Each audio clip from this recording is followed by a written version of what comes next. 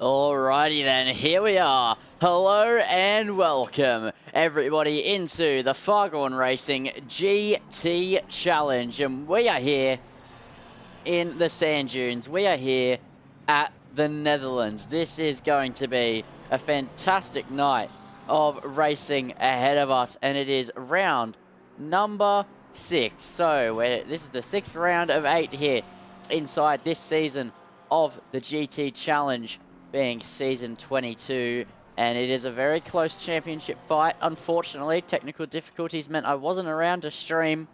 Well, I was around to stream, but I wasn't able to stream the Nürburgring GP race last time out. It was a 90-minute enduro, all rain. Actually not sure the exact results of that one, but yeah, a couple various technical difficulties stopped me from taking part, commentating that one or broadcasting that one, but now we're back and it is a sprint round. So one qualifying that goes for 15 minutes, and then a 30-minute race 1, and then race 2 is a reverse top 10 with a 25% chance of rain. So it's going to be some fireworks potentially, especially with the reverse top 10. So it's a 30 and 40-minute race respectively. It'll be quite a long night, hour and 30 minutes-ish, hour and 25 minutes overall.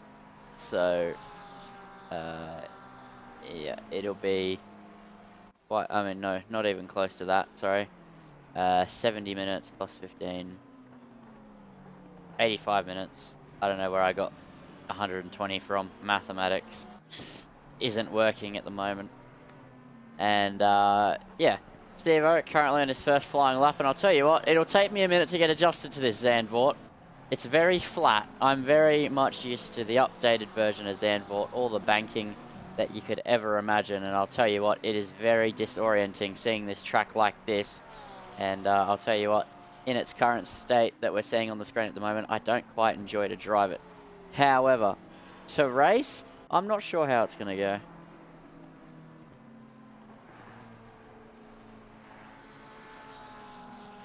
So, Steve-O currently making his way around the lap quite comfortably at the moment. No reason to push the poor strong car around this circuit. So, it is just about capitalizing as, unfortunately, unless I'm blind, once again, I'm seeing no Matty here on the grid. But it is a 20-car grid here tonight, so a very, very good sized grid for tonight's race at a very small circuit. So we should see some blue flags. We should see some good racing action as well. So it'll be good to see how this all plays forward for everybody heading throughout today's race.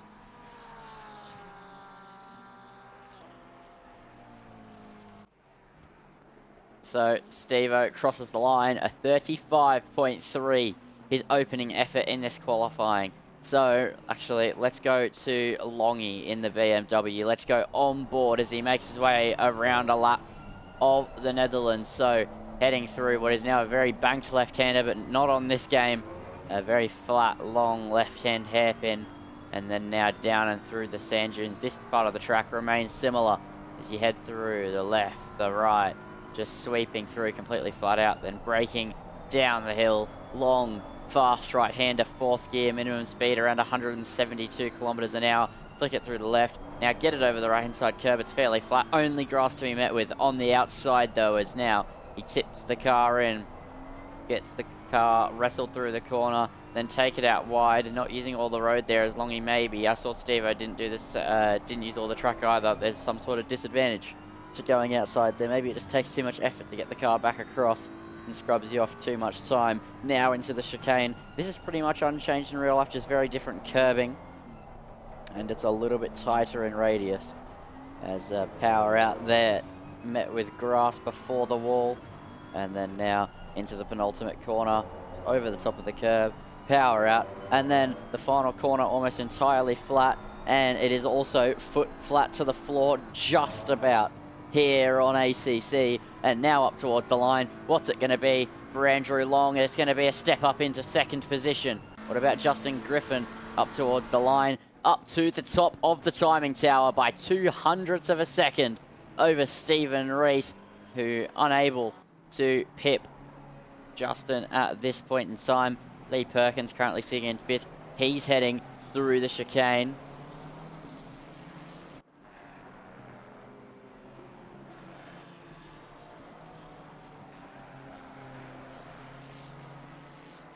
And a pretty neat and tidy section for the most part. As now Perkins up towards the line, currently in sixth, goes up to fourth, quickly dismounted by Hoggy, so he's now down in fifth. Hoggy flying around at the moment. Steve-O not on a good lap. Tim Bradley in the, oh no, in the Papaya McLaren.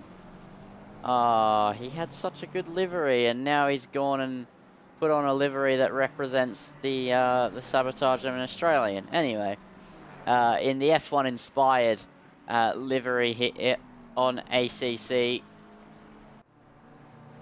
of course being of reference to the McLaren cars, potentially ones of old though, because this one has a lot of blue on it. As now heading through the slow right-hander, just keep the car hooked in, get it back out. Dart now in towards the apex, get the car hooked in, hold it tight, power out nice and early. He's currently sitting in 12th position. However, he's about 5/10ths up on his previous best lap time. So here we go, heavy on the anchors. Just go around the curb, clip it on the inside. Longy's slow, causing yellow flag in the first sector. He's back in the pit lane. As now Tim Bradley making his way through the penultimate corner, then towards the flat out right-hander of the final corner. And what is the time going to be here for Tim Bradley as he makes his way across the line? It's only going to be a 10th improvement, so a terrible final sector there for him. Stephen Rees, however, is on a flyer. He currently sits a 10th off provisional pole. He's 4/10ths up on his previous best lap time as he dives deeper and deeper into this middle sector. Heavy on the anchors. The car will just about hold through, power out, lean on the traction control, get the car now tipped right in. It's a little bit of a bounce there on the entry. The car complaining a little bit. He lost a 10th through that corner. He's now only 3/10ths up as he heads in towards the final four corners of the circuit. So here we go, on the anchors into the chicane. Clip the inside curb, then go around this second curb as it's littered with sausage curbs on the inside that'll send your car to the Netherland. And now into the penultimate corner, and now in towards the final corner. It's going to be a 4/10th improvement here for Stephen Rees. And as he rounds the final corner with 6 minutes and 50 seconds to go, it's going to be provisional pole position here for Steve-O by nearly 3/10ths of a second over Justin Griffin. What about Hoggy? He's making his way through the middle sector. He's about to head into the final sector though, and he is in the final sector now, heading in towards the final chicane. So here we go, through the right, through the left. The car just has to stick to the ground, then don't touch the grass on the outside. Hoggy manages to stay well within the track, now heading into the fast right-hander, abuse the curb, get as close to the gravel as you dare. Now flat out, rounding the final corner, all the way out to the outside as you naturally will, and then now up towards the line. It's going to be an improvement, but not a position up there. Boggy as he sits nearly 4-5 tenths off Stephen Reese. Eden Nick in the Ford Mustang. Currently on a lap, however, he does have a BMW in front of him and he's being held up. What about Bartolotti as he makes his way through the middle sector? I don't have the livery, but I downloaded the pack. Okay, I'll take a look at that another time. But Bartolotti at the moment making his way around the circuit.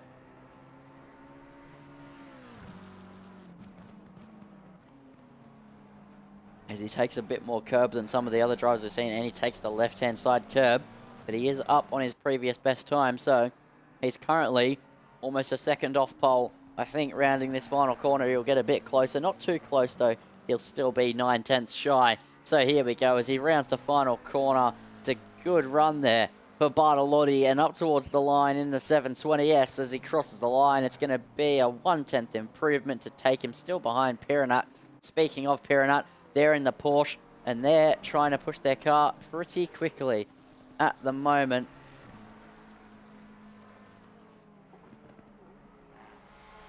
As through the committed part of the circuit, just keeping the car glued to the floor at the moment.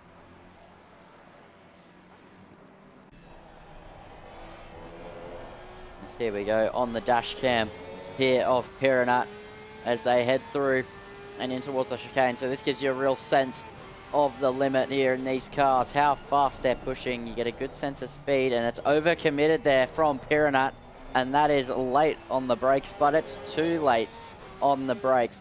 So now to Justin Griffin.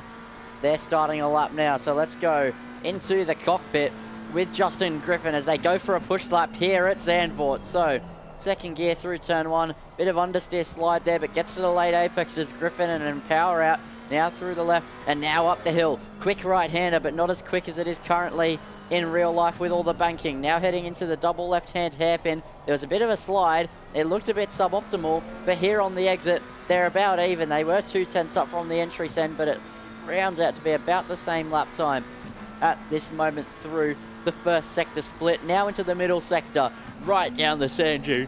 Third gear, fourth gear, short shift. Now heading in towards the very fast right-hander. Keep it left. Clip the grass there, did Griffin.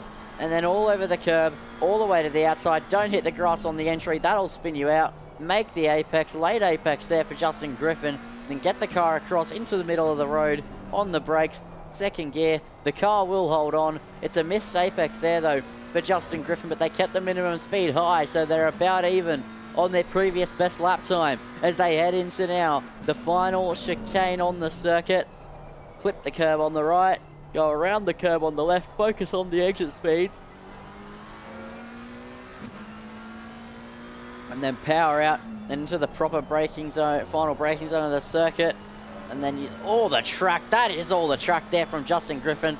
Then flat out here at the final corner and up towards the line. It's going to be an improvement here for Justin Griffin. It's going to be a 10th improvement, and it is now only a 10th and 300th off of the provisional pole time set by Stephen Reese, who's still in the pit lane here with 2 minutes 30. He'll need to get out of the pit lane soon if he wants to get a time on the board, as that's nearly a spin there for Andrew Long, and he manages to keep it in check, but he's going to lose that lap as he lost 7 tenths, as Eden Nick currently sitting a 10th up in the Ford Mustang.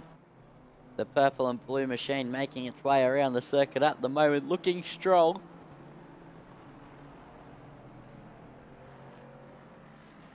And if they keep this 10th off improvement, they will jump in front of Hoggy, but Hoggy also on a lap at this point. So he'll be looking to improve. 1:50 to go in this qualifying session, and Stephen Reese has now begun an outlap. He's cutting it as late as he possibly could want to. He's going to be the last one to set a lap time in this session, if I'm not mistaken, but that all depends on how this all plays out. So here goes Eden Nick. He rounds the final corner. It's going to be a 2/10 improvement and a shot up into the top 3 here for the Ford Mustang as he crosses the line, and it is third position and a 10th and a half behind Justin Griffin. Justin Griffin, speaking of, into the pit lane. Stephen Reese not quite on his lap. So what about Hoggy? He's just a bit further up the road than Steve-O, but he's on a flying lap and heading to go towards one more flying lap here in this session. So Nick called it enough. He's in the pit lane. Hoggy will have time for one more. Whether he does one more, I'm sure will be dictated by if he improves, which at the moment, it doesn't look like he's going to do. He's dead even on his previous best lap time here with 45 seconds on the clock. And now heading in towards the final corner in the V6 powered Ferrari 296 as he makes his way towards the line. It's on the limit. Will it be an improvement here for Hoggy? It is not going to be an improvement, so here we go. We're going to do a full onboard lap here in the cockpit camera with Stephen Reese. So here we go. On board with the number 6, Stephen Reese, as he sets up a flying lap here at Zandvoort in the Porsche 992 GT3R. So in towards turn 1, spot the braking point. It's the 100-meter board on the anchors, down to second gear, slide the car through, get it back into check, hook it in to the late apex, power out, and now through the left kink and high speed commitment here through the right third gear. Now down to second for the hairpin, catch a double apex line, focus on the exit, and now power out into the second sector and down and up the sand dunes. This roller coaster section, the car absolutely glued to the floor. So you now head up the hill and in towards a fast right-hander. So dab the brakes at the left-hand side, end of the barrier, then fourth gear, power out, keep the car on the ground, and then now into the fast right-hander. Use all the curb on the right. That was commitment from Stephen Reese. That was nailed on the anchors. Get the car tipped into the apex. Focus on the exit. Power out. It's a beautiful run through there for Stephen Reese. A tight line here as you want to focus on just being glued to the apex. This part of the track is bumpy. Now power out. All the track on the exit. And now winding up the gears towards fifth gear and then braking at the 100-meter board. Hard on the anchors into the chicane. Tag the right. Go over the left-hand side. And that is a beautiful run through the chicane for Stephen Reese, but he did lose time on the exit. It did look a bit overcommitted on the entry. Now third gear, out of the final corner. Is it going to be an improvement here for Stephen Reese? I don't think so. It was looking so good. He was 2/10 up, but out of the final corner, will it be better than a 34.920? It's going to be a 34.897 and pole position for Stephen Reese in what was a scruffy final sector to an absolutely on-the-limit lap to set the grid for race 1. So it's Stephen Reese off of pole position for race number 1 from Justin Griffin, then Nick, then Andrew Long. Hoggy rounds out your top 5. Speed Racer, Piranat, Perkins, Parker, Bartolotti, Alexandra, MJ, Hugs, Bradley, McFezzer, Shady, Old Man Racer, Tobasiah, Demon Boost, Broads, and I can't actually see who that is there at the bottom. It won't let me see him. Dave Ross rounds out the final order, and look at those close gaps at the front. A 10.5 between P1 and Pole, and then these two here. A 10.5 back between Justin Griffin and Eda Nick, and then a 10th back between Andrew Long and Eda Nick, and then it was another 10th again. Again between Long and Hoggy. So really close gaps here, closely contested as we head in towards race number 1 here in the Netherlands. So it's Stephen Reese on pole from Justin Griffin. If you're tuning in here on Sensational TV, give me your bets here. I know it's been a long betting day, being Cup Day, but give me one last shout. Who do you think is going to take home the race 1 victory here in season 22 of the GT Challenge at the Netherlands? I'm backing Stephen Reese to take it as long as the Porsche doesn't try and end his career. So we have a minute 45 till the start. I'm just going to take a quick breather before we head into it.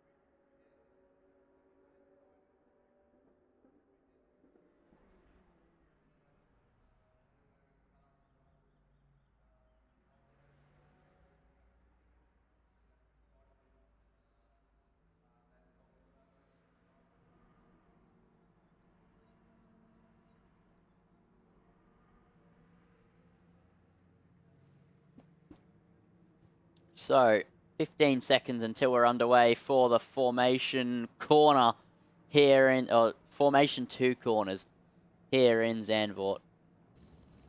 So we'll go into the helicam as per usual. Fargone racing traditions go.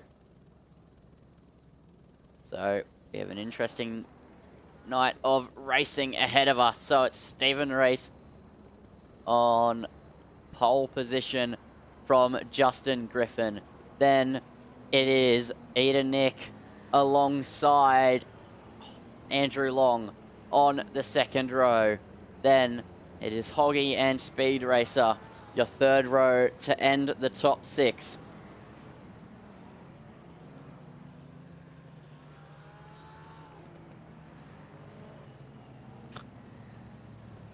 So, as they round the final corner in formation, 2x2, here for Fargone Racing GT Challenge, Season 22, round number 6. The green flags are ready to fly. The green lights are ready to illuminate, and we're underway for racing action. And Justin Griffin on the outside is inching forward and ahead of Stephen Rees, but with the inside line, he swoops through, breaks late, holds the lead against Justin Griffin. Meanwhile, Eda, Nick and Longy are going at it at the moment. Meanwhile as well, Hoggy is side by side with Speed Racer 2x2 as they head into the pinch point of the lap here at the Netherlands on lap number 1, and that is Perkins now, trying it the long way round, trying to use the line that he would take if there was banking, but there isn't banking here in this version of the Netherlands as they head down through the sand dunes. It is absolutely a chaotic opening lap here as James Parker putting the pressure onto Bartoletti, but he's not able to get anything done or get alongside here through the first sector. It's 1 by 1 now. It is single file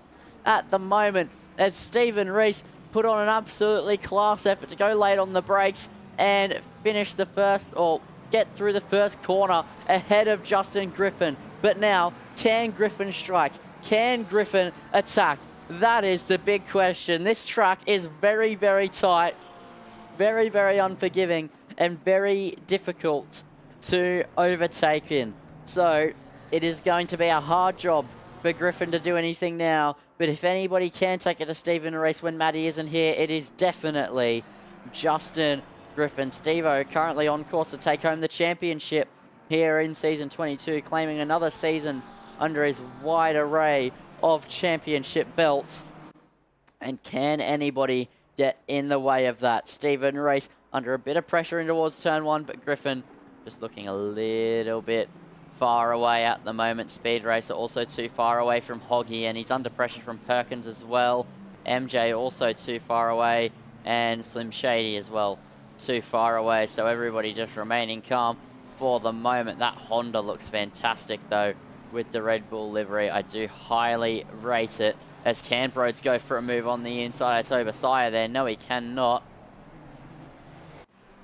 And MJ getting quite close to the back of Parker, but just loses time to the Lexus through the sand dunes.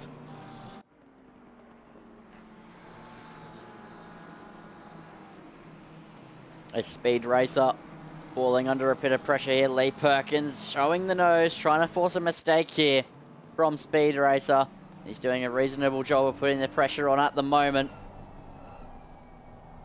It's BMW on BMW. It's a mistake there from Perkins. That's a poor exit. That might invite the Porsche of Piranat into this one at the moment. No, they back off as they head into the chicane, but definitely opportunities to arise here for Dampan Piranat, as this is going to be really close. That was a big mistake on the exit from Perkins, and now the Porsche has arrived on the scene more than comfortably as they head in towards the final corner. So can Piranat attempt to make a move here on Lee Perkins as they head in towards turn 1? Perkins under threat as they drag race towards the braking zone. Will it be a late on the brakes maneuver here from Piranat? We know Piranat isn't afraid to have a go at the best of times. We remind ourselves of Spain at turn 1, 2 cars in 1 braking zone, but here in the early stages of this 30-minute sprint, Piranat knows it's not time to go just yet. It's a bit too early to be pulling moves that might put your race in jeopardy.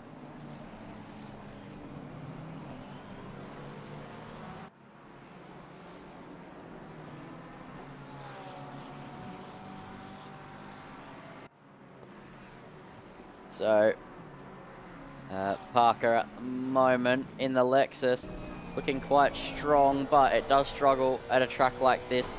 And the thing it's got going for it is a lot of up and a lot of downhill. And the uphill is certainly helping its case, as it gets to unleash every bit of horsepower that V8 underneath it puts out. So here we go. Is he going to be able to try and put a move here on Bartoletti? It's a great exit, and he's closing, and he's closing, and he's closing here on Bartoletti. Is he going to show the nose? He is, and he's late on the brakes, down the inside. He gets to the apex first and just drives Bartoletti out. Max Verstappen style. It was nip and tuck there, hip and shoulder involved all the way from start to finish from James Parker, overcommitting it on the brakes, getting to the apex, and just driving them out of the corner, forcing a little bit of wheel rubbing. As now, that was a great move from Parker, very Verstappen-esque. Now they're under pressure to try and close to Piranat in front. Meanwhile, Lee Perkins is as close as he has been to Speed Racer at the moment, so he's got to try and continue to put the pressure on as Speed Racer tries to alleviate it here at the moment.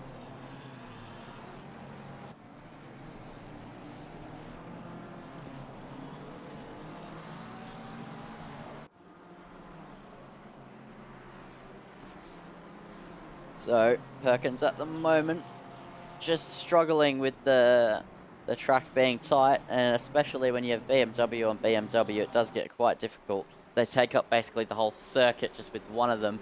So trying to get a move is quite tricky, but we now do know it's possible with a little bit of hip and shoulder, as Parker put on display for us. That's the precedent that needed to be set. At a track that's hard to overtake like this, a bit of door banging, a bit of wheel rubbing, however you want to put it, a little bit of rubbing is racing is definitely not an issue. Sometimes you do have to force your way through. You just can't take anybody out in the process. That is the important distinction between a clean move and a murder.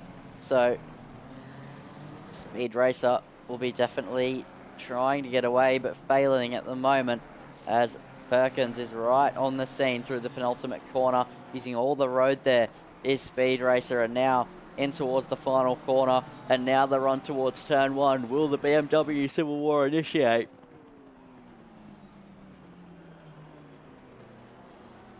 It doesn't look like it at the moment, and that is a good exit and a good run for Speed Racer to hold on for now.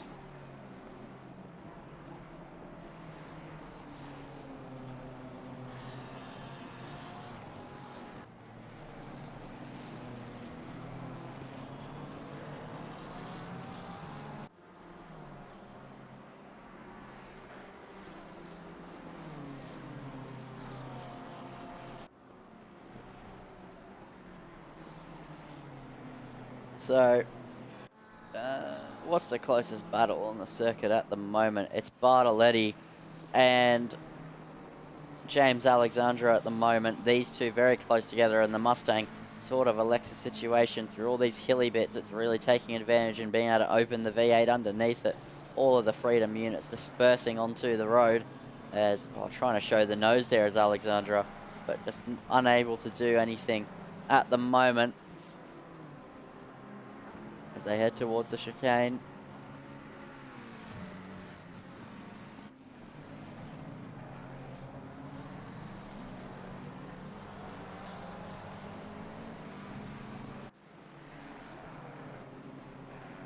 So, Alexandra right behind Bartoletti. All it will take is a good exit, and a good exit he does get. So now flat out through the final corner. Is the straight long enough? Zandvoort has quite a short straight, but the Mustang has a lot of power and a good run here compared to Parker. So here we go. Compared to Bartoletti, that's a nose shown up the inside there from James Alexandra, but nothing happening at the moment. So they'll live to fight another day, but they'll be getting annoyed, sitting stuck behind this McLaren, just staring at the back of it as they head up and down through this roller coaster section again here in the Netherlands, and the frustration and the red mist will be starting to descend in the cockpit. Meanwhile, Kiranat is quite close to the back of Perkins, so let's go into the cockpit cam here with the Porsche as they try to close in on the BMW. Kiranat's already had a few bites at it at the moment. Now they just need to continue to try and put the pressure on. So, power the car out, second gear, the TC doing its job. As there's a yellow flag, and it's a 666 and a bit of strife here. So this is Demon Boost in the BMW. So here we go then. Already sliding a little bit. Now into the very fast right-hander. A little bit wide as... Oh, that's Broads! Oh, no! That's a huge accident. Broads lost it. And then into the back goes Demon Boost. Nothing he could have done there. A Honda bouncing off the wall. The BMW collecting. And that is race 1 ruined here for Demon Boost due to Broads' mistake. It happens in racing sometimes, and at least there's a second 40-minute race to try and make up for that. But yeah, really unfortunate. As meanwhile, Alexandra has fallen off the back here of Bartoletti a bit, and in fact back into the clutches of MJ. But being in a McLaren, they're going to struggle to overtake as they're up the front. Stephen Reese and Justin Griffin, they aren't really getting separated by much. Steve is getting 1 second, and then it's going back into 7/10, and so on and so forth. And at the moment, they're just trading fastest laps and last laps. So their fastest laps are within 8/100ths of a second of one another, and their last laps were within 1/10 of a second of one another. As Stephen Reese actually had a little bit of a wiggle momentarily heading out of the chicane on this lap, and Justin Griffin got ever so closer, but still the gap maintaining at the moment between these two drivers. But what we're going to do is we'll go on board with Justin Griffin. So let's actually go into the onboard. We're not doing a... Oh, cockpit is loud in this car. Sorry, caught me by surprise. I feel like my audio might have turned up since the last time I was on. I think maybe one of my settings reset. Anyway, I'm not doing a pure onboard lap this time. I just want to get a gauge of where Justin Griffin is closing and losing to Stephen Reese, and through the first sector seems to be a big choke point for this McLaren compared to Justin Griffin. The high-speed stuff is normally where the McLaren can thrive a little bit, but also corners are the Porsche's bread and butter.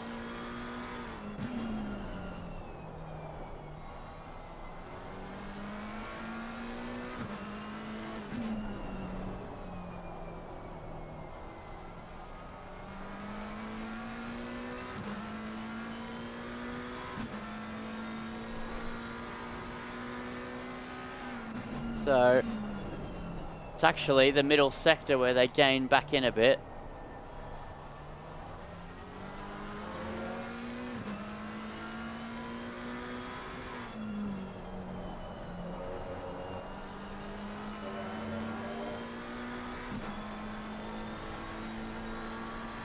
And yeah, the final sector, Justin Griffin seems to be closing a little bit as well, but that's your little update on the leaders. Meanwhile, Eden Nick is under a tremendous amount of pressure here from Hoggy as the Ferrari hounds the back of the Ford Mustang in towards turn 1. So these two really close together, and these two have always been synonymous with battling one another. And Hoggy pretty much has always been in that Ferrari, but he has been out of it a few times since I started commentating the GT Challenge in Season 18. I don't remember, I might have done the last round of Season 17, but Season 18 was my first full season of calling this series, and time does fly when you have eight round seasons and you're just pumping them out, only 2 weeks normally between seasons, and yeah, here we are, 4 seasons later, and still these two going at it, just in different machinery. Eden Nick, what car did he used to be in all the time? It was was it the BMW? I know Hoggy's always been in the Ferrari. I just don't remember what Eden Nick used to drive.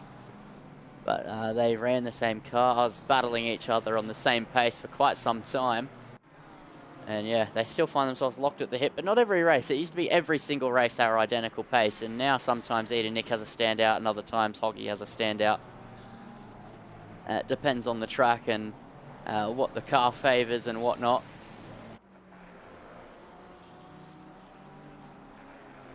But at the moment, Eden Nick just compromised potentially a little bit there on the entry. Didn't use all the road, and that's going to allow Hoggy to have a more opened up run and a better exit.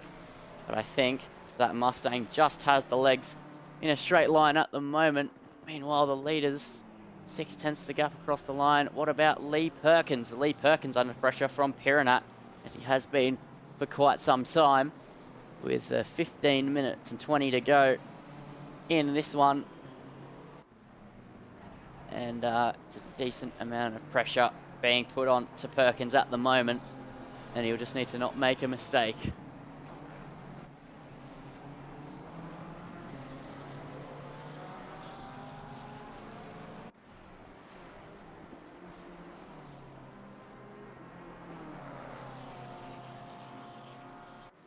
As 666 Demon Boost was slow again, but yeah, just a bit of an incident there for him potentially.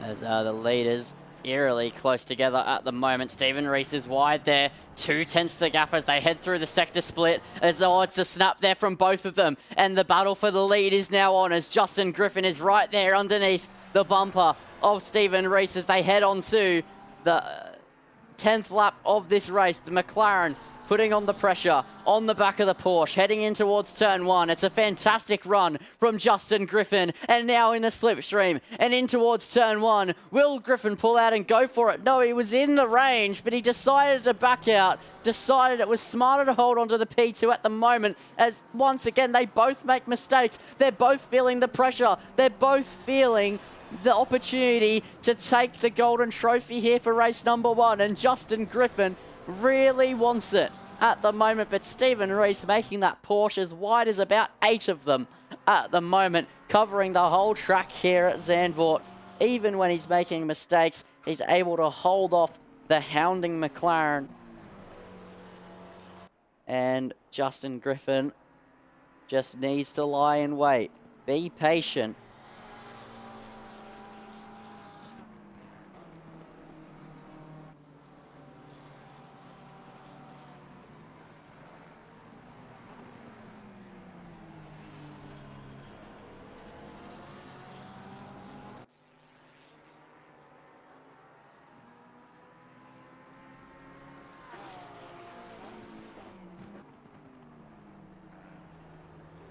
So what we're going to do now is we're going to do a traditional onboard lap here with just pure car audio. So let's go on board here with Justin Griffin. Turn up your earphones, ladies and gentlemen. It's a great sounding McLaren. Enjoy.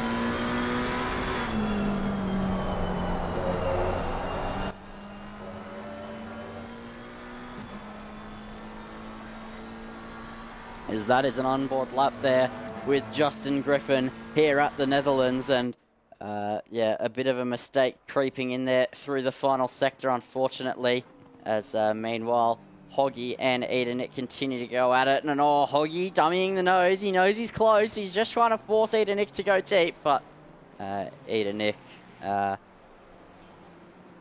just laying off it a bit. Not needing to push the car too hard and not falling for the dummies. He knows that Hoggy isn't going to go for a move like that, but it is getting rowdy. 10 minutes to go here in race number 1. So we're 2/3 of the way through at the moment. The battle for the win is on. The battle for 4th is on. Those are the main 2 battles that are really close together at the moment. The battle for 8th also, or the battle for 7th also on at the moment between Perkins and Piranap. These 2 definitely the closest. The leaders were on there for a minute. Justin probably should have seized the opportunity when Steve-O made a mistake, but decided to stay neutral and not go for a very large lunge.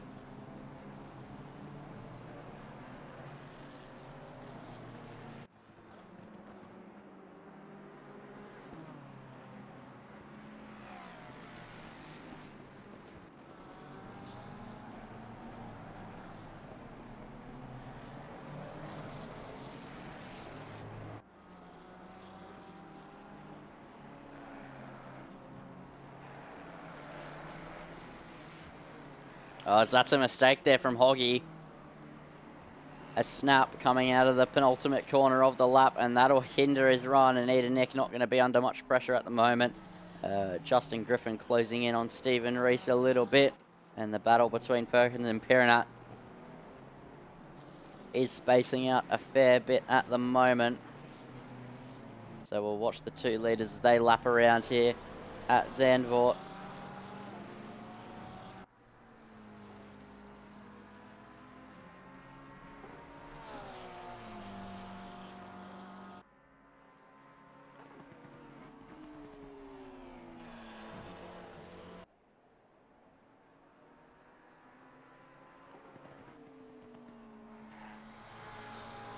So Steve-O just looks pretty under control of his car. I know he's made a few mistakes, but I feel like Justin seems to be pushing a lot more than Steve-O. He seems very smooth.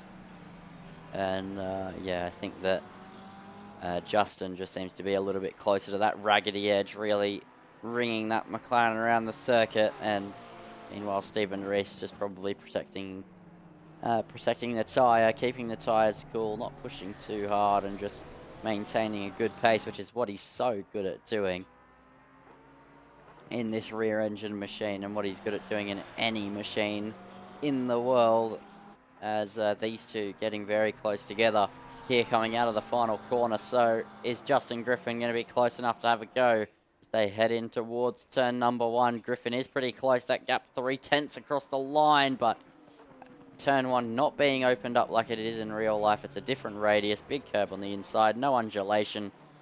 You can't really go for it. If it was like it is in real life, I'll tell you what, you could have gone for that and absolutely made it work. But yeah, these 2 close together here. 7 minutes to go for the win. And it's still anybody's guess at the moment.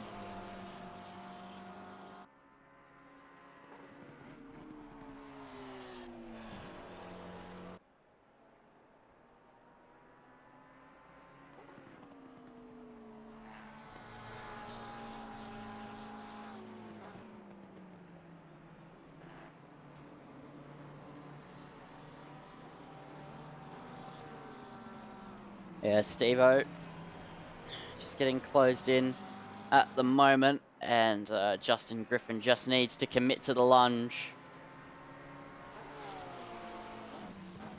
But just not getting close enough to really go for an audacious dive at the moment. So 6 minutes and 15 to go, and there we go. It's a bit of a slip up from Stephen Reese. Now Griffin is knocking on the door of the rear wing of the Porsche that sits in front of them. So can the McLaren make any inroads as they head on to the 15th lap of this race? Here in race number 1, sprint number 1. Here we go for the race lead. Is Justin Griffin going to have a go? No, once again, not seizing the moment. They're not capturing it. They're letting it slip, and it's another mistake here for Stephen Rees. Justin Griffin is all over the back of Stephen Rees at the moment, and surely you've got to think they'll go for a move for the lead soon enough, but the opportunity just not opening itself up too much at the moment. Steve-O making mistakes, Griffin closing in. All it is a matter of time before the McLaren shows the nose on the inside and tries to go for the move. What happens from there, we won't know, but Stephen Rees definitely feeling the pressure with 5 minutes to go. 2.5 tenths between them as they head into this middle sector. What will the gap be coming out of it? That is a completely different question entirely, and a question that will be answered soon here, and it looks like it'll be about the same as here we go, heading into the third sector. The gap is basically nothing. This is an opportunity for Justin Griffin to try and take the lead here in race number 1, heading into the chicane. No, he doesn't go for it, but that gap is nearly, under 2 tenths of a second.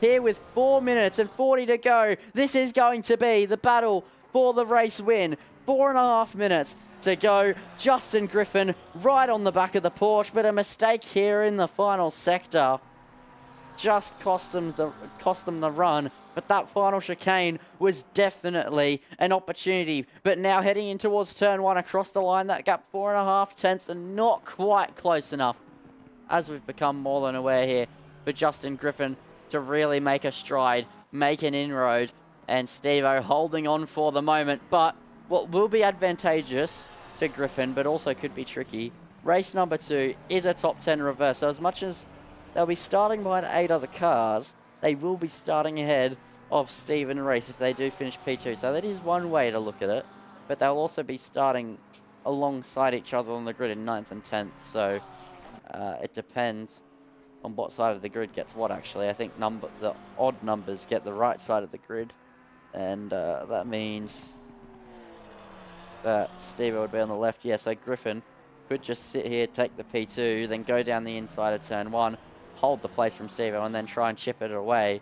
But still, the Netherlands proving very difficult to overtake, which is why I think it's going to be pandemonium with the reverse grid. But it's definitely going to put the pressure on to try and take the win, and I think that somebody else currently further down the back, maybe like a Piranat or a Hoggy, could try and take the win for race number 2. But it is 40 minutes. They do have time.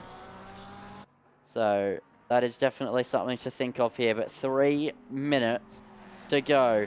Steve-O leads the way from Justin Griffin, and then Longy rounds out your final podium place here at the moment as they head on to what I think will be the second last lap of the race as they cross the line. A 1 minute 36.2 last time around for Stephen Rees. So yeah, next lap will be the last lap of the race.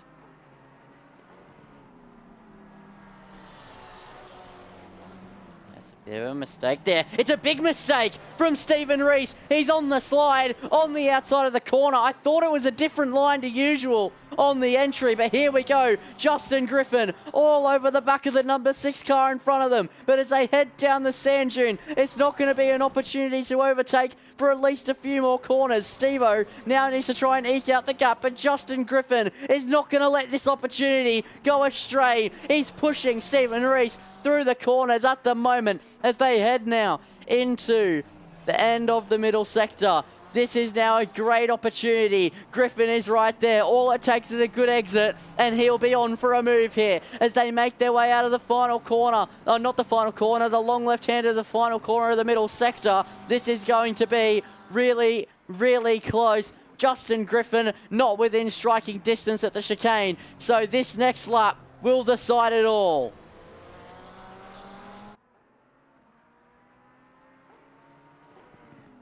This corner exit is now going to be critical here for Justin Griffin to try and take the lead off of Stephen Rees. They need a good exit compared to the Porsche, and the McLaren absolutely flying along as they head on to the last lap of race number 1. So here we go. It's on between the two of them. It's been a long, hard-fought 18 laps, and now it comes down to the wire. The last lap of the race. to take home the race victory. Porsche versus McLaren, Reese versus Griffin. Who is going to take it? The leading car is the likely candidate. Stephen Reese has looked unstoppable all race. But now, Justin Griffin, after a few mistakes finally creeping in from Reese, is right there, chomping at the heels, chomping at the bit to try and take home the win against Stephen Reese. But it looks like they're running out of time and running out of corners heading in towards the end of the middle sector. This is going to be really, really close. But I think Steve-O has the gap. Steve-O definitely has the gap. He'll need to make a mistake from now to the end if Justin Griffin wants to have an opportunity to go for the race win. So Stephen Reese heading into the third sector has just escaped striking distance from Justin Griffin as they head into the final chicane. So as he rounds through the long left-hander and now in towards the penultimate corner, Justin Griffin is right there, but it's too little, too late for Justin Griffin as Stephen Reese gets a phenomenal exit. But never mind, Justin Griffin's up the inside. It's a great exit from the McLaren. It's neck and neck as they head towards the line. Who's going to take the win? Stephen Reese just holds on. No, Justin Griffin. Justin Griffin. The camera angle made it look like Stephen Reese took it. No, the McLaren of Justin Griffin takes it by 100th of a second. Let's get the replay here. So, here we go. Where's the helicopter cam? Up towards the line. Justin Griffin fell back, but Stephen Reese, no. Maybe they didn't know. Stephen Reese let them have it. Across the line, it was neck and neck. I thought Steve-O finished ahead. Whatever wheel rubbing they had at the final corner, Justin Griffin thought they were at fault, backed out, let Steve-O had the place, and then Steve-O tried to let them go because they thought they were at fault. It wasn't even a big contact. It was just a brush, but that was enough. That was the difference between victory and defeat. A photo finish here to end race one. That was absolutely fantastic, and Justin Griffin takes the win in the 30-minute sprint to set up the 40-minute reverse top 10 event number 2. And that was absolutely sublime.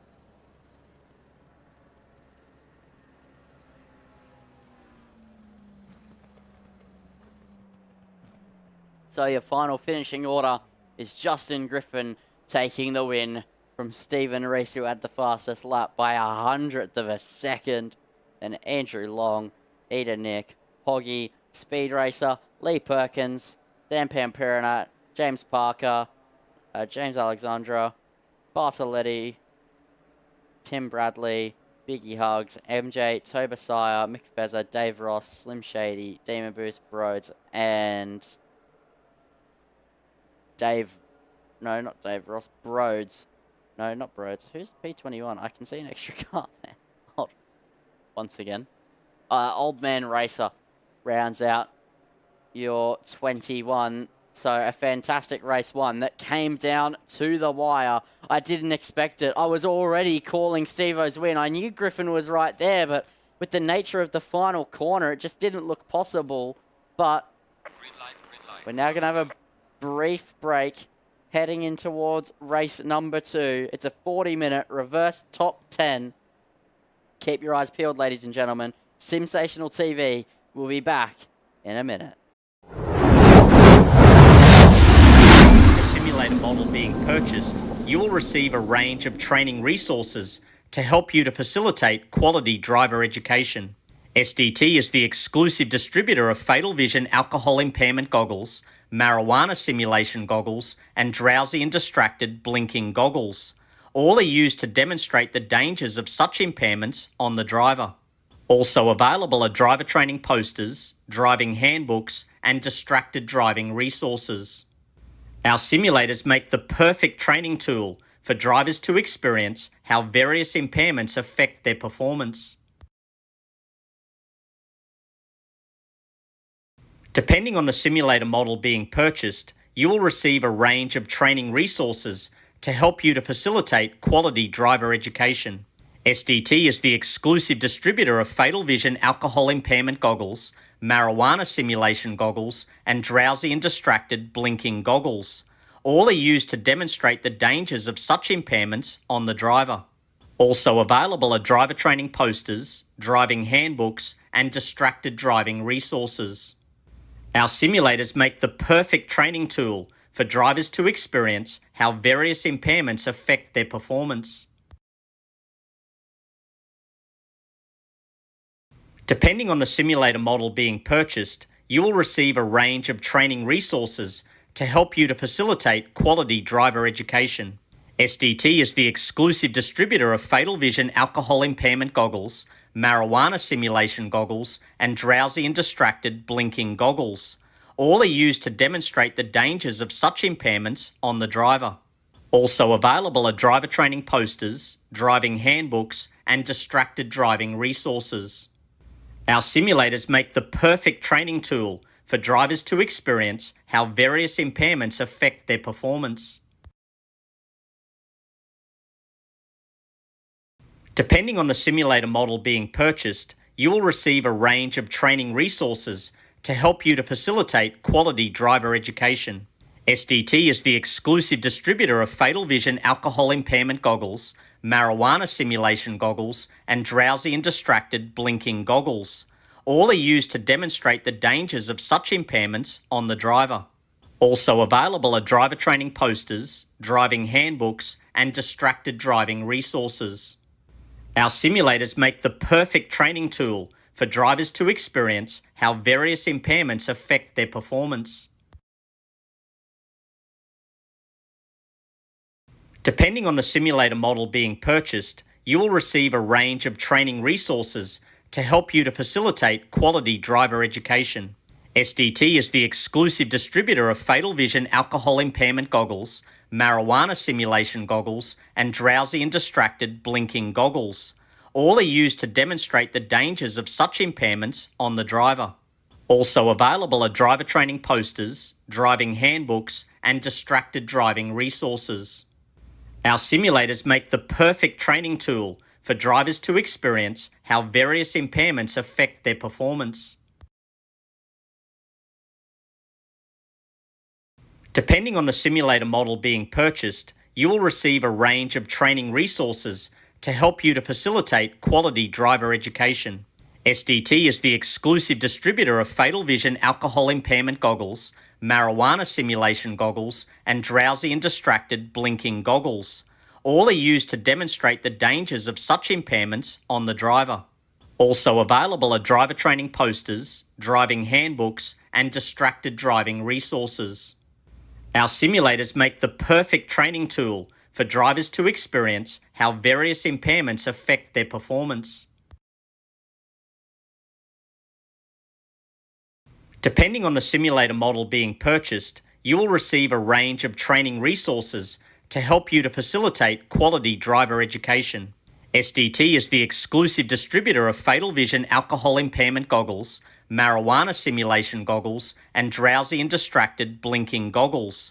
All are used to demonstrate the dangers of such impairments on the driver. Also available are driver training posters, driving handbooks, and distracted driving resources. Our simulators make the perfect training tool for drivers to experience how various impairments affect their performance. Depending on the simulator model being purchased, you will receive a range of training resources to help you to facilitate quality driver education. SDT is the exclusive distributor of Fatal Vision alcohol impairment goggles, marijuana simulation goggles, and drowsy and distracted blinking goggles. All are used to demonstrate the dangers of such impairments on the driver. Also available are driver training posters, driving handbooks, and distracted driving resources. Our simulators make the perfect training tool for drivers to experience how various impairments affect their performance. Depending on the simulator model being purchased, you will receive a range of training resources to help you to facilitate quality driver education. SDT is the exclusive distributor of Fatal Vision alcohol impairment goggles, marijuana simulation goggles, and drowsy and distracted blinking goggles. All are used to demonstrate the dangers of such impairments on the driver. Also available are driver training posters, driving handbooks, and distracted driving resources. Our simulators make the perfect training tool for drivers to experience how various impairments affect their performance. Depending on the simulator model being purchased, you will receive a range of training resources to help you to facilitate quality driver education. SDT is the exclusive distributor of Fatal Vision alcohol impairment goggles, marijuana simulation goggles, and drowsy and distracted blinking goggles. All are used to demonstrate the dangers of such impairments on the driver. Also available are driver training posters, driving handbooks, and distracted driving resources. Our simulators make the perfect training tool for drivers to experience how various impairments affect their performance. Depending on the simulator model being purchased, you will receive a range of training resources to help you to facilitate quality driver education.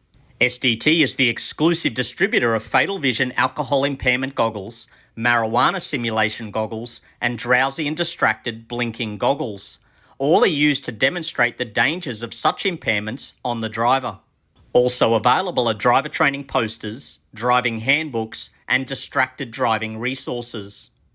Our simulators make the perfect training tool for drivers to experience how various impairments affect their performance. Depending on the simulator model being purchased, you will receive a range of training resources to help you to facilitate quality driver education. SDT is the exclusive distributor of Fatal Vision alcohol impairment goggles, marijuana simulation goggles, and drowsy and distracted blinking goggles. All are used to demonstrate the dangers of such impairments on the driver. Also available are driver training posters, driving handbooks, and distracted driving resources. Our simulators make the perfect training tool for drivers to experience how various impairments affect their performance. Depending on the simulator model being purchased, you will receive a range of training resources to help you to facilitate quality driver education. SDT is the exclusive distributor of Fatal Vision alcohol impairment goggles, marijuana simulation goggles, and drowsy and distracted blinking goggles. All are used to demonstrate the dangers of such impairments on the driver. Also available are driver training posters, driving handbooks, and distracted driving resources. Our simulators make the perfect training tool for drivers to experience how various impairments affect their performance. Depending on the simulator model being purchased, you will receive a range of training resources to help you to facilitate quality driver education. SDT is the exclusive distributor of Fatal Vision alcohol impairment goggles, marijuana simulation goggles, and drowsy and distracted blinking goggles. All are used to demonstrate the dangers of such impairments on the driver. Also available are driver training posters, driving handbooks, and distracted driving resources. Our simulators make the perfect training tool for drivers to experience how various impairments affect their performance. Depending on the simulator model being purchased, you will receive a range of training resources to help you to facilitate quality driver education. SDT is the exclusive distributor of Fatal Vision alcohol impairment goggles, marijuana simulation goggles, and drowsy and distracted blinking goggles. All are used to demonstrate the dangers of such impairments on the driver. Also available are driver training posters, driving handbooks, and distracted driving resources. Our simulators make the perfect training tool for drivers to experience how various impairments affect their performance. Depending on the simulator model being purchased, you will receive a range of training resources to help you to facilitate quality driver education. SDT is the exclusive distributor of Fatal Vision alcohol impairment goggles, marijuana simulation goggles, and drowsy and distracted blinking goggles. All are used to demonstrate the dangers of such impairments on the driver. Also available are driver training posters, driving handbooks, and distracted driving resources. Our simulators make the perfect training tool for drivers to experience how various impairments affect their performance. Depending on the simulator model being purchased, you will receive a range of training resources to help you to facilitate quality driver education.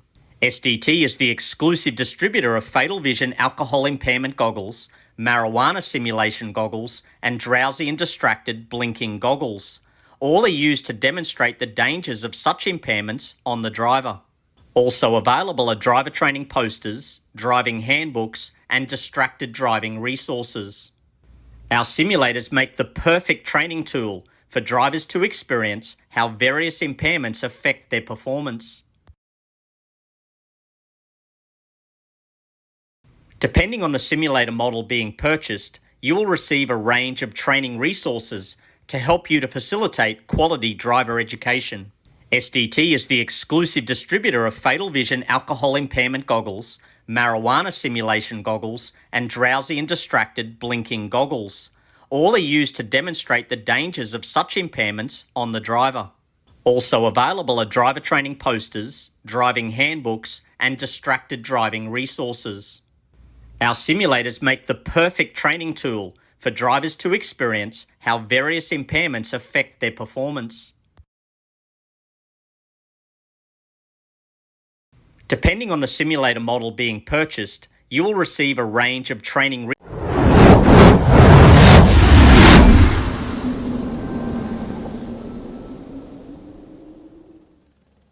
Well, here we are then, back again, here for race number 2. And it is a 30-minute race. The calendar says 40 minutes? I don't know. I don't know. I just read what I've got I read what I've got in front of me. But anyway, I did think a 30 and a 40 didn't make a lot of sense, but yeah, whatever. Anyway, so here the reverse top 10 means that the driver starting off pole position is James Alexandra. Then James Parker is in P2 in the Lexus.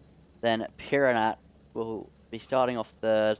Then Lee Perkins, Speed Racer, Hoggy, Edenick, Andrew Long, Stephen Reese, and Justin Griffin is your reverse top 10. But the big story, if you haven't already seen, if you haven't already noticed, it is raining here in the Netherlands, and it's raining from now all the way until the end. So this is really interesting stuff, and Alexandra isn't going.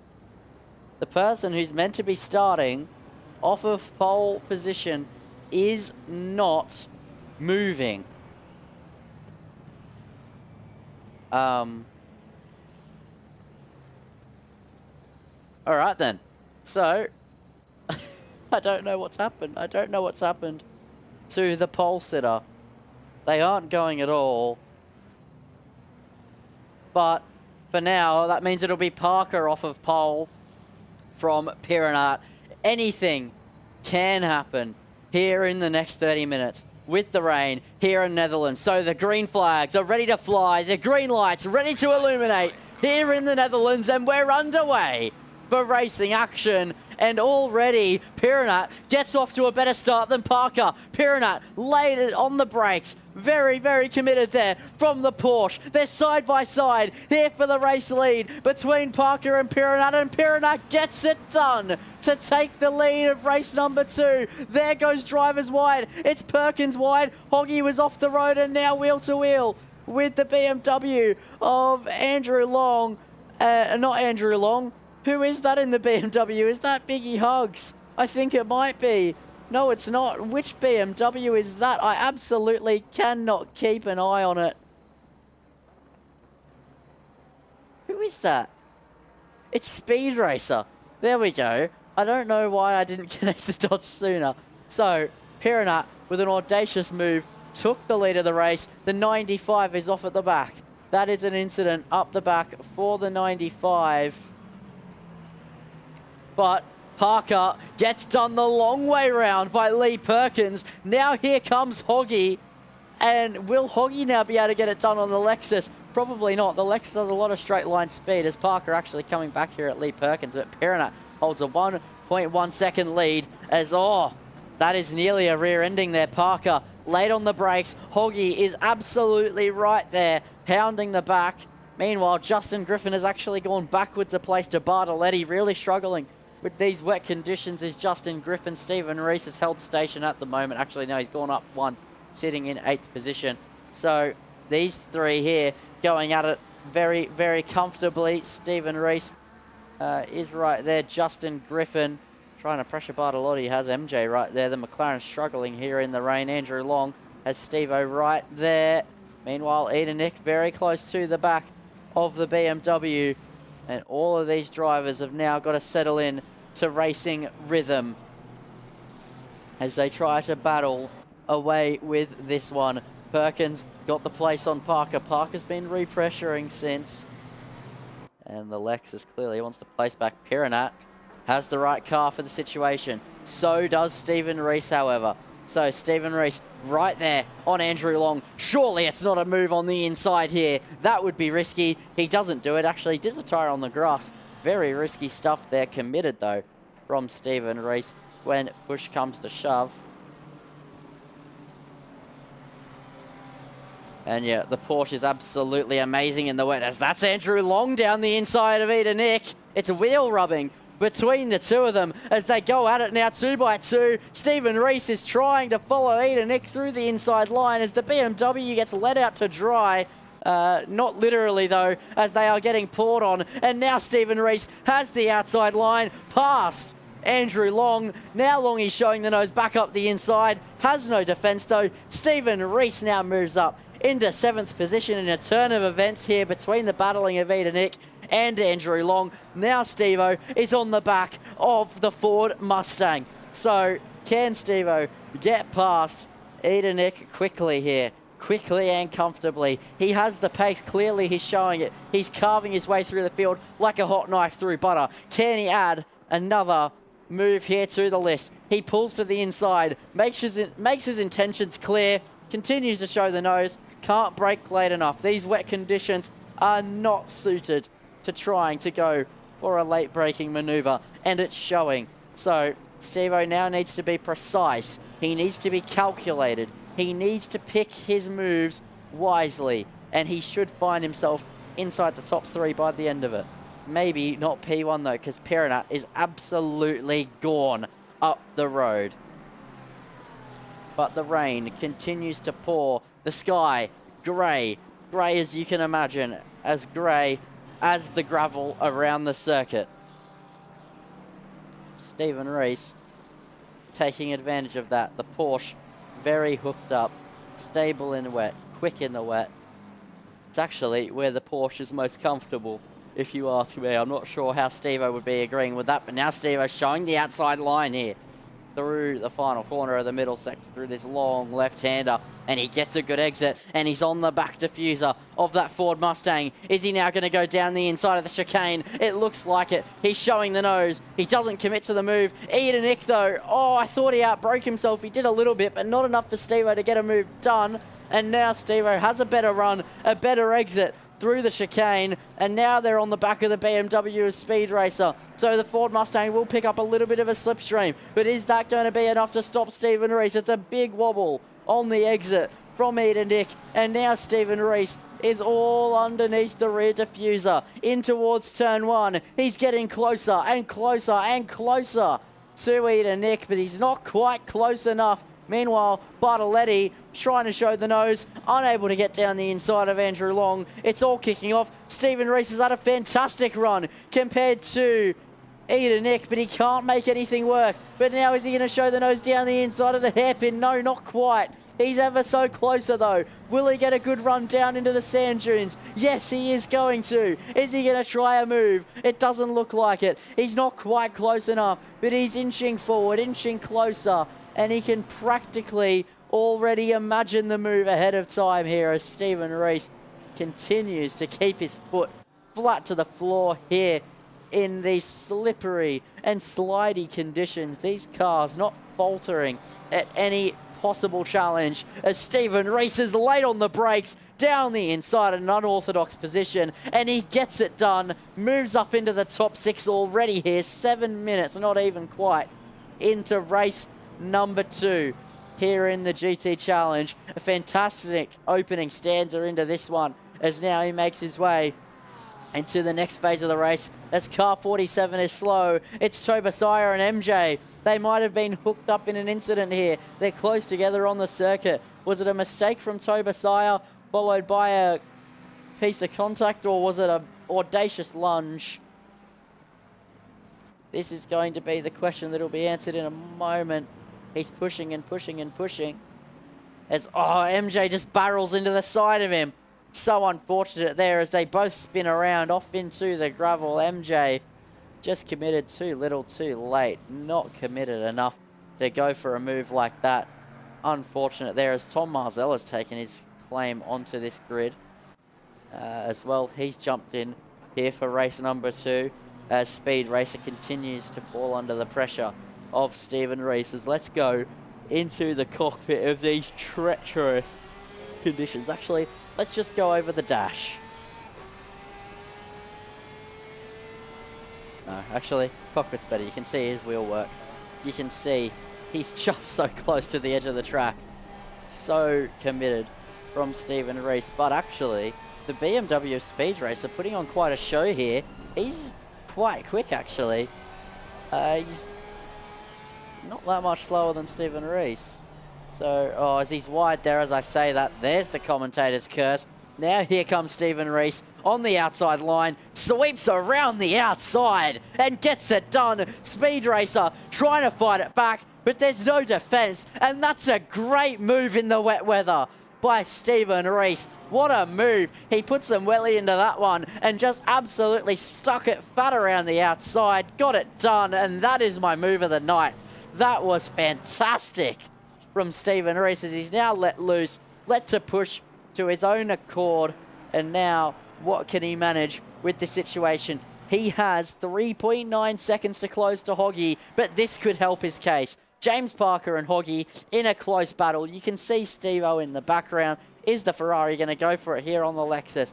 No, not quite, but he is right there, pushing him, forcing him to go faster than he's probably comfortable with in these slippery conditions. Forcing faults from the driver is the name of the game. Mistakes are mission critical. You'll want to maximize any mistakes that James Parker makes, will Hoggy. And I'll tell you what, he's already been trying a couple of micro slides for James Parker, but nothing affecting him all too much at this point. The Lexus currently sitting in 3rd position. I'll tell you what, the look of that Lexus has certainly grown on me. I didn't think... At first, I thought, oh yeah, it's an alright looking car. It's not ugly. Looked good. But I'll tell you what, over the last little while... Oh, is that a disconnect? Oh, it's blipping in and out there. It's Blinky Bill here for Hoggy. He's blinking all over the place, iRacing style. And that's not ideal when you look in your mirrors as you're James Parker and you see the car behind you disappearing. It's not very confidence-inspiring, I'll tell you what. But yeah, the Lexus, I always thought, oh yeah, it looks good, but it's nothing special. Nah, it looks fantastic. Don't think it looks as good as the Aston, but...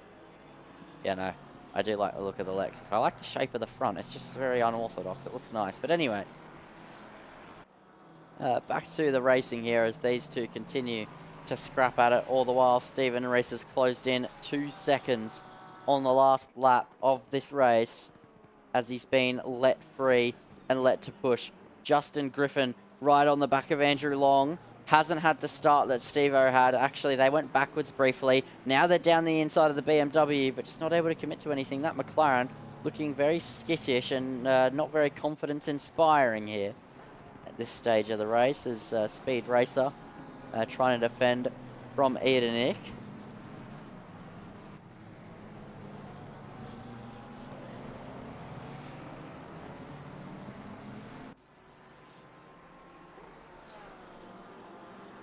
As this train is quite tight.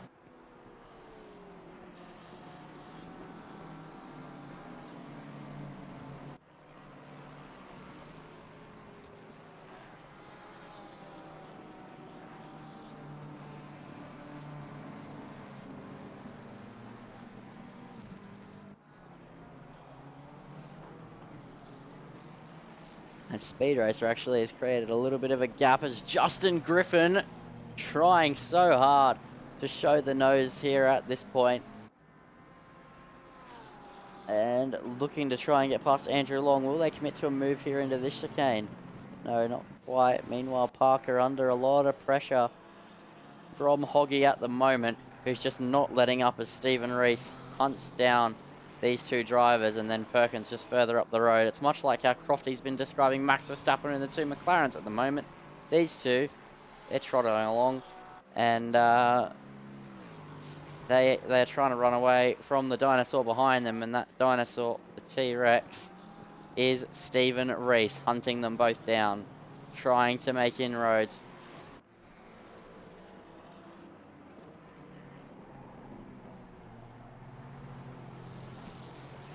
So actually, while these two stay in single file form, we're going to go into the cockpit here with Stephen Reese. And I'm going to sit back, shut up, and let you listen to this Porsche as he goes for a lap here at the Netherlands in the wet conditions.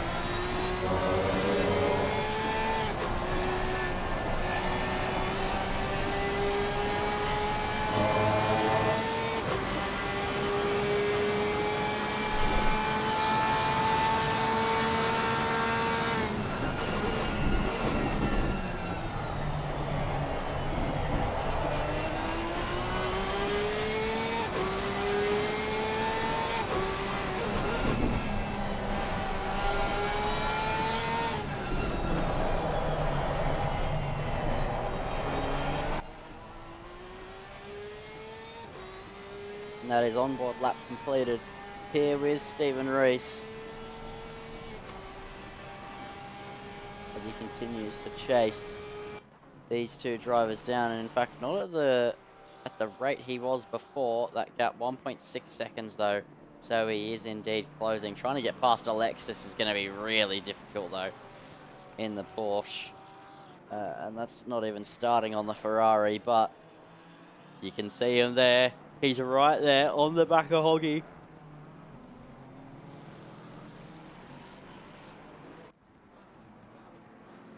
I would say that gap at the moment about 1.4 seconds.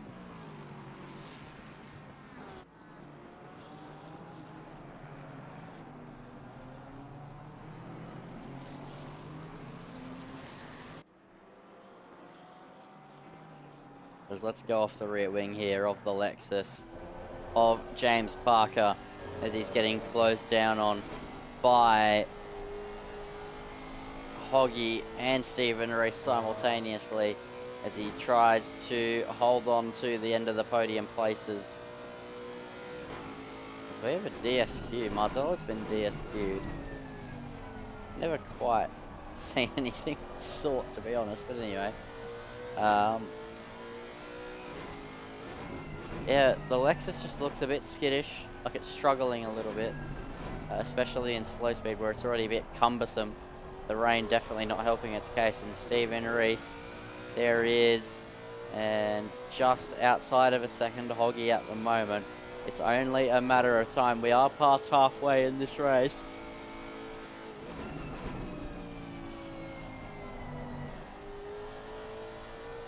So Steve has probably ran out of time when it comes to trying to take the win, because Dampan Piranat, let's go to them for a minute. Phenomenal driving from Piranat. Piranat's been a dark horse, impressing me a little bit here and there, when the opportunity's been awry. And in the mid-pack, doing very well, and sometimes at the edge of the top 5. However, given the opportunity here tonight, they are leading by 6 seconds over Lee Perkins. And are absolutely flying here with 13 minutes to go and not a foot wrong in the cockpit of this Porsche. That impresses me out of Piranha, and I'll remember that. That is fantastic, and they'll probably take their first win here in the GT Challenge tonight. So great driving from Piranha. But meanwhile, Steve-O has arrived now on the scene, right up the rear end of Hoggy, 7 tenths behind. So he's now going to be making moves any time now. So Hoggy needs to put the pressure onto James Parker, or Steve-O will strike very abruptly. 12 minutes and 38 to go in this one. Steve-O can definitely take a claim up to P2 at least.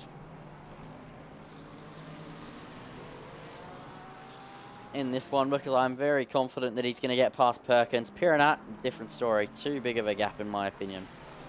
But you never know. But Stephen Reese is now going to be looking to make moves here on Hoggy. So let's go on board here with Stephen Reese as he tries to eye up a move, size up a move on Hoggy. As I say that, he makes a mistake, but yeah, the Porsche just looks so connected, so on the limit. The driver behind the wheel aiding it to that point of not as well.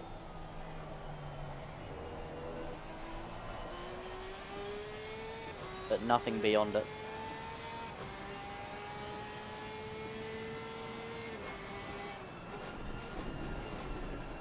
As it's deep there from Hoggy. A mistake made by Hoggy. Stephen Reese. Oh, he's going to go the long way round. Hoggy had to take to the gravel. A great move there. Yeah, Hoggy just overcooks it on the brakes. There's your replay. Stephen Reese getting the move done in a great opportunity seized there, and Hoggy now off the back of this little battle, at least for the moment. But Stephen Reese is now going to cross the line in 4th position on the back of the podium places. Meanwhile, further back, there's another battle that's more than brewing. Justin Griffin got past Andrew Long a few laps ago. Now Griffin's on the back of Eden Nick, and Eden Nick is pressuring Speed Racer in this 4-way battle pack. This is absolutely fantastic racing between the 4 of these drivers. This track not lending itself to racing, but these drivers forcing it anyway. With 10.5 minutes to go in the final race of the night. These 4 not showing any signs of letting up as they are in this race in a fight for the top 6. This is for a place in the top 6. Speed Racer currently holds it, but with 3 of the other very quick drivers inside this competition hot on their heels, they definitely have some work to do. Rain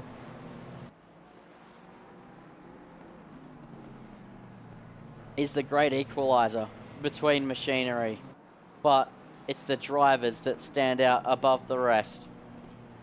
And here, in this wet race, you can certainly see that Speed Racer has had a few good results here and there, but never anything like this, and he's driving like an absolute machine here in the wet weather conditions. He might have just found his forte.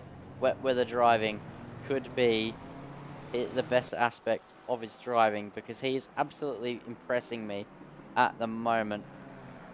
And yeah, he's definitely putting the screws to Eden Nick here, because he is really struggling to get a move and get on the inside. But now here we go.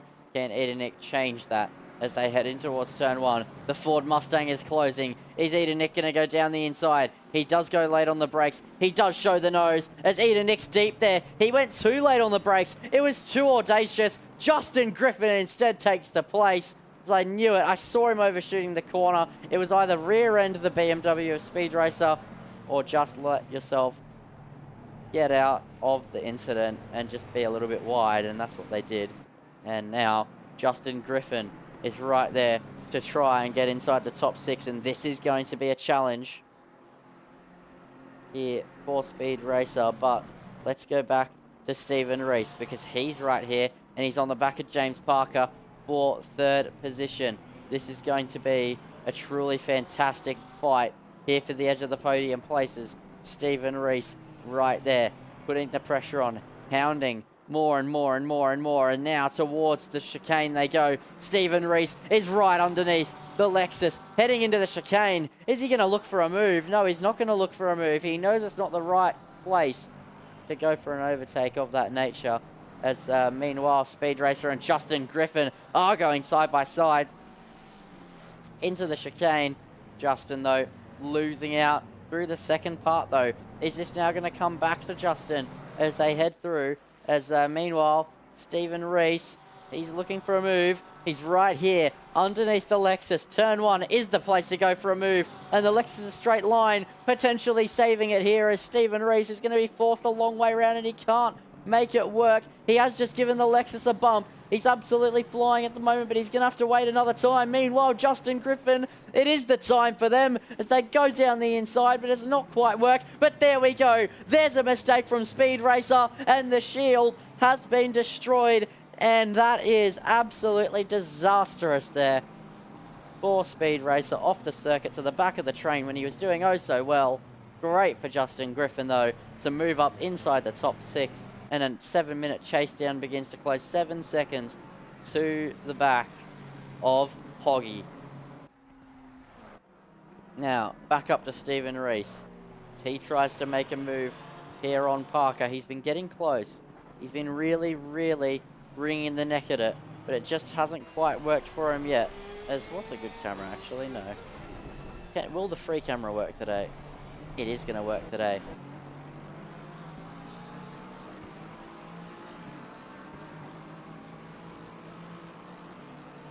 I love this camera shot. So, on board with Stephen Rees now as he tries to close in. You can see the suspension working.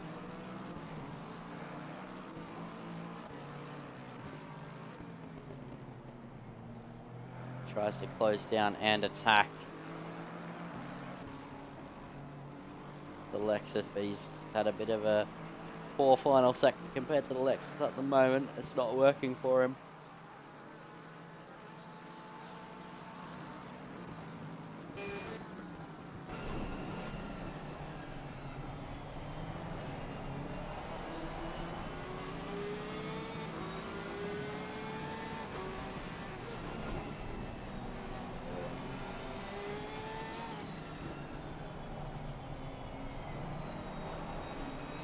So he's trying to close in on Parker, as we've established.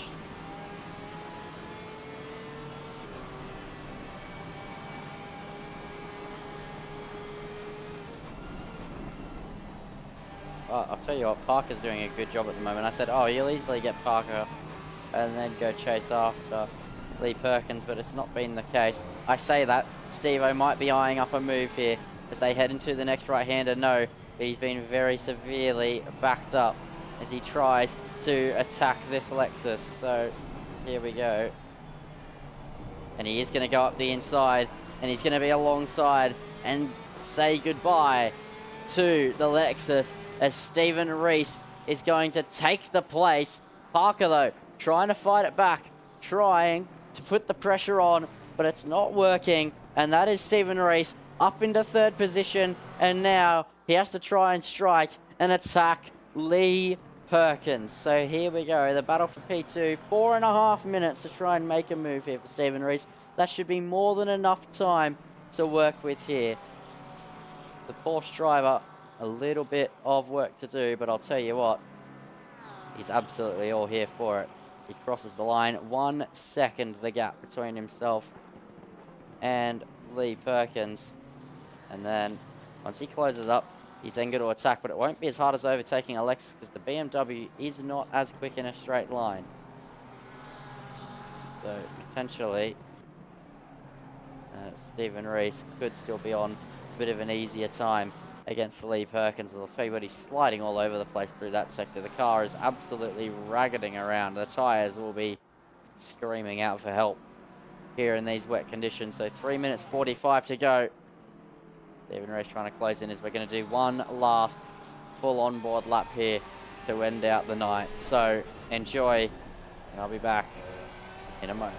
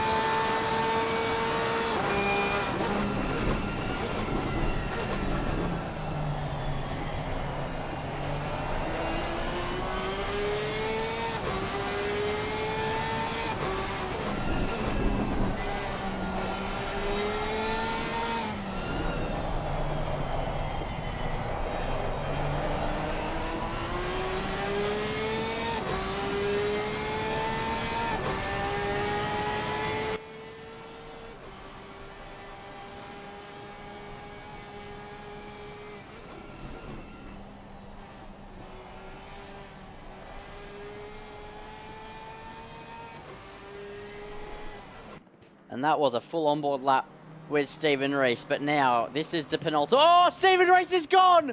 What has happened? He was so close. I was about to say he's right on the back of Lee Perkins, heading towards what is the last lap of this race. But never mind. He's gone. He's spun round. What has happened there? That is absolutely disastrous. It was full commitment, but did he just clip the grass? That's the only possible explanation for such a sudden spin. He does clip the grass, and the wet grass, the wet weather, the slippery track sends him spinning around. That is absolutely disastrous for Stephen Rees as he comes out, drops behind Hoggy, but he is still ahead of Justin Griffin in 5th position, but it'll mean no P2, no podium for him. But now the eyes, the focus goes to Dampan Piranat, a driver we've only looked at twice in this race. The race start and when they had a 6-second lead. Piranat started off at P2 and instantly started this wet weather race, low grip race, weather that they hadn't really driven in yet, with an absolute lunge, as brave as you'd like, down the inside, took the lead in a fantastic blockbuster move. And since then, they haven't looked back here in the cockpit of the Porsche 992 GT3R. They've driven away. It's a car that is strong in wet weather conditions, but it is also a case of the driver, because it isn't the car that makes the difference in these conditions. It is always going to be the person behind the wheel, and Piranat proved that quickly, racking up a multi-second lead. They were leading by 6 seconds before the halfway mark, but now as the clock ticks 0 and they head into the final sector, that gap is 9 seconds between Dampan Piranat and Lee Perkins, 8.5. So, in a dominant drive, in a commanding drive, in a level-headed 18 laps here in the Netherlands, Dampan Piranat is going to take their first win here in the Fargone Racing GT Challenge. It's here in season 22. Dampan Piranat crosses the line to win race 2 here in the GT Challenge by a commanding fashion by 8.5 seconds over Lee Perkins, who gets P2. James Parker gets 3rd and rounds it out in the Lexus. Hoggy gets 4th. Stephen Rees settles for 5th after a critical error. Not bad at all, considering they did spin. Justin Griffin in 6th position. 7th position for Rita Nick. Andrew Long is going to come home in 8th position. Speed Racer in 9th. Mr. McFezzer is going to come home in 10th, but he just hasn't quite gotten towards the final corner yet.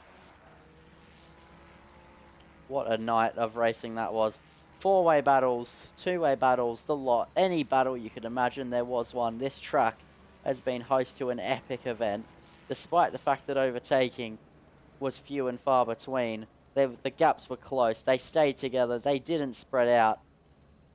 And that was a beautiful night of racing. Biggie Hugs came home in 11th position. No, sorry. Oh, I don't know anymore. We'll wait for the final results to tick through now. So MJ, I don't actually know because of the people leaving the server. So we'll wait for the final card across the line. So still Demon Boost, Bartoletti, Ross and Tobeside across the line, and then we'll go through the final order, and that'll be it here for the night. But a great night of racing from everybody involved. I truly do mean that. That was sensational from start to finish from these fellas. Great driving all around, and everybody should give themselves a pat on the back, especially Dampan Piranat. So here we go. Your winner is Piranat, then Lee Perkins, then James Parker, then Hoggy, Stephen Reese, Justin Griffin, Eda Nick, Andrew Long, Speed Racer, McBezza, MJ, Bradley, Demon Boost, Bartoletti, Dave Ross, Slim Shady, Tobesai, Biggie Hugs, Alexandra, and Tom Marzella. So I thank you all for watching tonight's GT Challenge racing action. That has been all here on Sensational TV tonight. I hope you enjoyed. I have been Lindsay Muddle here in the commentary box. I'll be here every other Tuesday for the GT Challenge. So, yeah, 2 rounds to go in this championship. Next time out, we head off to... In a moment, I've actually got to... I'm not organised enough to remember. We head off to Bathurst for a 70-minute enduro with a shootout style. So, I'll thank you all for watching, and good night. Green light. Go, go, go.